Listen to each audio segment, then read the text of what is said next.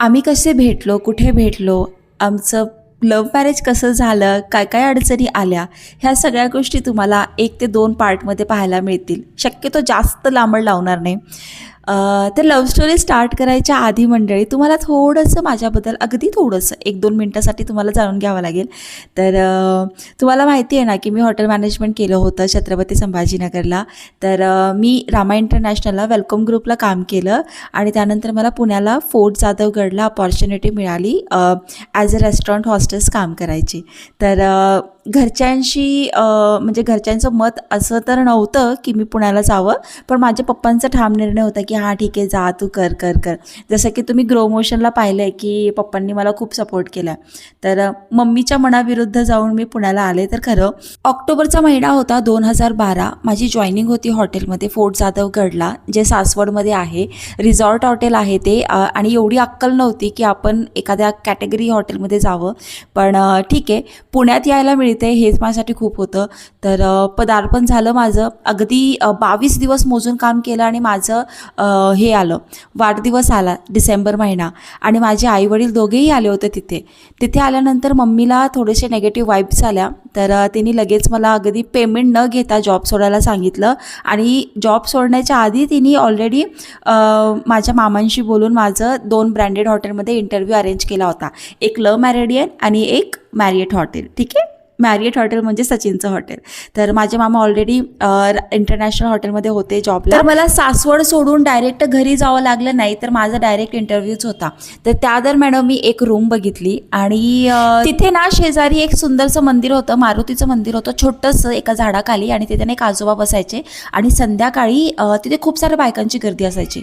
मी म्हणायचे काय विषय हा, मला काही कळतच नाही आहे. तर शेवटी मी स्वतः तिथे गेले आणि मी म्हटलं काय आहे 1-2 दिवस वाट बघितली. ठीक आहे, इंटरव्ह्यू माझा होता चांगला वीकडेजमध्येच होता आणि 2-3 दिवस मला वेळ होते त्यासाठी. मग मी मम्मीकडे गेलेच नाही. ठीक आहे, माझं घर वगैरे सेट केलं आम्ही, मम्मीने आणि मी, आणि फायनली मी तिथे राहायला सुरुवात केली. आणि काय नाही, एक दिवस म्हटलं चला आपण पण जावं. तिथे फक्त एक अगरबत्ती घेऊन गेले आणि आजोबांनी मला एका पुस्तकामध्ये बोट ठेवायला सांगितलं. आणि हा मोमेंट खूप वेगळा होता बरं का माझ्यासाठी, कारण मी आयुष्यात पहिल्यांदा काहीतरी असं करत होते.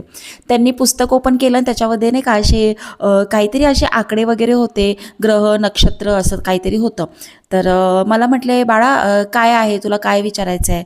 तर मी म्हटलं काय नाही, मी ना करिअर करण्यासाठी आली आहे पुण्याला आणि खरंच काहीतरी होईल का माझं, कारण मी खूप म्हणजे नाही का ॲम्बिशन्स ठेवले आहेत आणि बऱ्याच गोष्टी सांगितल्या की मी करिअर ओरिएंटेड आहे वगैरे असं तसं. मग फायनली त्यांनी मला म्हटलं की एका ह्याच्यावर बोट ठेव आणि मी रँडमली कुठे पण बोट ठेवून दिलं बरं का. आणि ते काय बोलले की तू काय काळजी करू नको, तुझे स्वप्न बघितलेस ते सगळे स्वप्न पूर्ण होतील आणि मी तुझ्याकडे ना 2 कामाचे योग आहे. तर प्रयत्न कर, तुझं नक्की होणार आहे म्हणे, तू नाराज होणार नाहीस. मग म्हटलं अरे वा, बरं झालं. काय नाही, मग अगरबत्ती लावली मारुतीला आणि मग मी निघणारच होते. तितक्यात ते आजोबा मला बोलले की अजून एक गोष्ट आहे, तुला सांगू का? तर मी म्हटलं अजून काय आहे, म्हटलं मला काय नाही ऐकायचं. ते म्हटले फक्त ऐकून घे, तुला काय काही आम्ही म्हणत नाहीये. तर म्हटलं ठीक आहे सांगा. आता त्यांनी मला सांगितलं की तुझा 2013मध्ये लग्नाचा योग आहे. मी म्हटलं छे, शक्यच नाही म्हटलं. मी माझ्या वडिलांना सांगितलं, म्हटलं की अजिबात नाही. आणि मी देवाची शपथ सांगते, देवाची शपथ सांगते, तो मोमेंट माझ्यासाठी ना थोडा डिस्टर्बिंग होता. कारण मी ऑलरेडी सांगितलं होतं की मम्मा मला फक्त 2 वर्ष दे, मी माझ्या स्वतःच्या पायावर उभी राहते. आणि ऑलरेडी 2012 संपला होता. कारण तुम्हाला माहिती आहे माझे आईवडील माझ्या वाढदिवसाला आले, माझ्या डिसेंबरला. मला 22 दिवस काम करून तिथे जॉब सोडायला लावला. म्हणजे ऑलमोस्ट डिसेंबर एंड झाला होता, जानेवारी महिना होता, म्हणजे 2013ची स्टार्टिंग होते. आणि त्या आजोबांनी सांगितलं की 2013ला, म्हणजे त्यांचं म्हणणं होतं की एकाच वर्षाच्या आत तुझं लग्न होणार आहे. आणि मी खूप शॉक झाले, कारण म्हणजे मी इतकी डिस्टर्ब पण झाले की बाबा आपल्याला जॉब पण मिळणार आहे असं सांगतायत आणि लग्न पण होणार आहे. म्हटलं अवघड आहे. आणि मी खरं सांगताय मंडळी, म्हणजे आज 13 वर्ष झाले माझ्या लग्नाला, पण हे कसं कसं जुळत आलं ना, म्हणजे त्यानंतर मी तो विषय विसरून गेले. म्हणजे आता मी काय सांगू आणि कसा विश्वास तुम्हाला देऊ की तो मोमेंट माझ्यासाठी खूप भयानक होता की मला लग्न करायचं नाही आहे. ठीक आहे, आणि 20च वर्षाची होते मी. आणि तुम्हाला सांगते की मी अगदी एवढ्या कमी वर्षात कसं काय जॉब पण लागले, त्याचं पण तुम्हाला जॉब एक्सपिरियन्स नंतर नक्की शेअर करेन. तर मंडळी मला इतकं टेन्शन आलं होतं, माझं 20वं वर्ष रनिंग होतं आणि मी म्हटलं भाई आपल्याला लग्न करायचं नाही आहे, ते काय म्हणतात ते लग्न इग्नोर करा आणि जॉब इंटरव्ह्यू आहे आणि माझा एक बुधवारच्या दिवशी इंटरव्ह्यू होता. दिवस माझ्या का लक्षात आहे ह्याचं कारण पण मी तुम्हाला सांगते. तर finally courtyard by Marriott Pune Hinjewadi या ठिकाणी माझा इंटरव्ह्यू होता आणि मी तिथे जाण्यासाठी खूप छान रेडी झाले, ब्लेझर्स स्कर्ट वगैरे वेअर केला आणि इंटरव्ह्यूला गेले. आजही मला तो दिवस आठवत आहे जेव्हा मी फर्स्ट टाईम इंटरव्ह्यूला गेले होते. काय ग्लॅमर होतं आतमध्ये आणि काय सगळे मॅनेजर्स आणि हॉस्टेस आणि बाकीच्या डिपार्टमेंटच्या मुली काय ग्लॅमरच दिसत होत्या आणि आय वॉज सो हॅपी की एकदा माझं होऊन जावं सिलेक्शन. तर HR डिपार्टमेंटला जाण्याच्या आधी त्यांनी मला रेस्टॉरंट आणि फूड अँड बेवरेज डिपार्टमेंट दाखवलं आणि त्यानंतर आम्ही आत गेलो इंटरव्ह्यूसाठी. देवाचं नाव घेऊन कसं तरी मी आतमध्ये गेले, ते खरं पण टेन्शन पण. आजही तुम्हाला हे सगळं सांगत असताना ना मला ते सगळे मोमेंट्स एकदम फ्लॅशबॅक होत आहेत आणि खरंच तुमच्यामुळे ना पुन्हा मला ते सगळं जगायला मिळते. आणि बरेचदा मी आणि सचिन सुद्धा बरंच डिस्कशन करतो. तर मी इंटरव्ह्यूला ज्या दिवशी गेले होते ना त्या दिवशी सचिन तिथे नव्हता, त्याचं पण कारण तुम्हाला पुढे सांगते. आणि मी इंटरव्ह्यूला गेले, माझी एकदम धाकधूक कारण की म्हणजे गावातली मुलगी, म्हणजे अशा छोट्या शहरातनं आलेली मुलगी पुण्यात आणि एकदम लक्झरियस हॉटेल, आणि मी ऑलरेडी खूप टेन्शनमध्ये होते. पण आणि फर्स्ट माझा इंटरनॅशनल इंटरव्ह्यू होता हा, बाय द वे, रेस्टॉरंट हॉस्टेससाठी. जसं फ्लाईटमध्ये एअर हॉस्टेस असतात तसं 5 स्टार हॉटेलला सुद्धा रेस्टॉरंट हॉस्टेस असतात. फूड अँड बेवरेज सर्व्हिसमध्ये जर आपल्याला ग्रो करायचं असेल ॲज अ गर्ल तर पहिली डेझिग्नेशन आपलं रेस्टॉरंट हॉस्टेस असते. तर मंडळी सो सॉरी मध्येच एक गोष्ट दाखवते तुम्हाला. हे डिसानोचा पेने पास्ता आहे जे 100% कोलेस्ट्रॉल फ्री आहे, व्हेजिटेरियन आहे, प्लस रव्यापासून बनलेला आहे, म्हणजे अजिबात त्याच्यामध्ये मैदा नाही. ठीक आहे.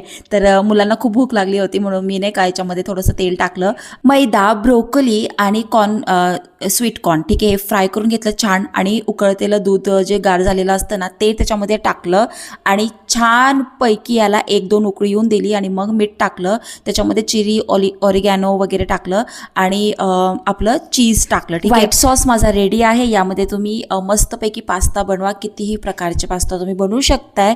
तर बरेच रेसिपी मी शेअर केले आतापर्यंत, 4 रेसिपी शेअर केली आहे वेगवेगळ्या प्रकारचे. एक नंबर 5 स्टार हॉटेल सारखा आपला व्हाईट सॉस पास्ता रेडी होतो. तुमच्या मुलांसाठी जर तुम्हाला हेल्दी पास्ता पाहिजे असेल तर लिंक मी डिस्क्रिप्शन बॉक्समध्ये दिली आहे. ओके. तर फायनली मी इंटरव्ह्यूला गेले. माझा फर्स्ट राऊंड झाला आणि सेकंड राऊंड इंटरव्ह्यू माझा दुसऱ्या दिवशी होता, गुरुवारी. ठीक आहे. म्हणून माझ्या लक्षात आहे की गुरुवार दिवस. ठीक आहे. तर गुरुवारी माझा सेकंड राऊंड होता जो फूड अँड बेवरेज मॅनेजर घेणार होता. HR राऊंड माझा झाला होता आणि प्रॉपर्टी राऊंड झाली होती. नेक्स्ट डे माझी हॉटेलमध्ये जॉईनिंग होती आणि तिथे 3 एक्झिक्युटिव्ह होते, 2 रेस्टॉरंट मॅनेजर आणि एक फूड अँड बेवरेज मॅनेजर. तर मला सांगितलं की तुझे रिपोर्टिंग एक्झिक्युटिव्हला असणार. म्हणजे तिथे 3 एक्झिक्युटिव्ह होते, 2 रोहित होतं, एक रोहित आपट आणि एक रोहित मालिया होता आणि त्यानंतर तिसरा म्हणजे सचिन पवार. तर सचिन पवार हे त्याच्या बहिणीच्या लग्नासाठी गेला होता कोल्हापूरला. तोपर्यंत माझी भेट फक्त 2 एक्झिक्युटिव्ह बरोबर होती. मी त्यांनाच रिपोर्ट करायची, माझी आफ्टरनून शिफ्ट असायची.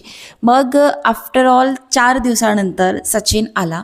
ठीक आहे. आणि इतका सिम्पल, स्वीट, साधा माणूस आणि त्याची आणि माझी भेट घालून दिली रोहित सरांनी. तर मला म्हटले की हे सचिन पवार आहे, कोल्हापूरचे आहेत आणि हे पण तुझेच एक्झिक्युटिव्ह असतील आणि बस इथून पुढं मॉर्निंग शिफ्टला ते असेल.